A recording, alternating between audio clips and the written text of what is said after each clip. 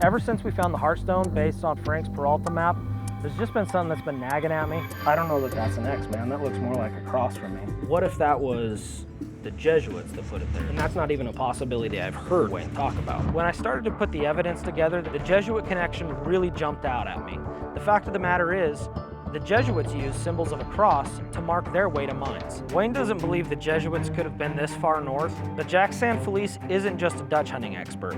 He's a well-known authority on the history of the Jesuits, especially in the Southwest. Once you understand what the role of the Jesuits were in old Spain, then you have a better understanding that the Jesuits were, without a doubt, here. The Jesuits were going to be expelled, that they knew about it. In time, they had informants in the court of the king. They boxed up all of their treasures and the gold that they had to maintain the power of the church. You go in these mountains here and you see these crosses, they're almost kind of like signposts. They left their marks. Meeting with Jack San Felice was a real turning point for me. Every single petroglyph he showed me could very well be a Jesuit symbol.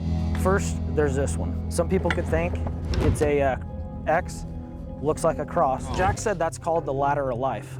The Indians did use it, but that's a common symbol across a bunch of religions, including the Jesuits. Okay guys, then we got this one, dagger. We figured that was some sort of directional thing, maybe pointing to a mine or to a treasure. My research told me this was used by the Jesuits in an initiation ceremony. This petroglyph, that's a dragon.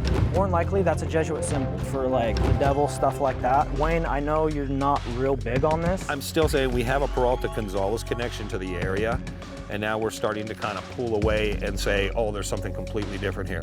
And that's where I find in Dutch hunting where people go wrong. You know, it can still have the Peralta connection, but what if the Peraltas had a Jesuit connection? Everybody knows they started burying their crap. Maybe we can find the Lost Dutchman and a bunch of Jesuit treasure. I really thought Eric might be onto something when he speculated that the X on the Heartstone might actually be a cross. When Eric turned that photo on its side, what he really did was turn this whole journey on its head.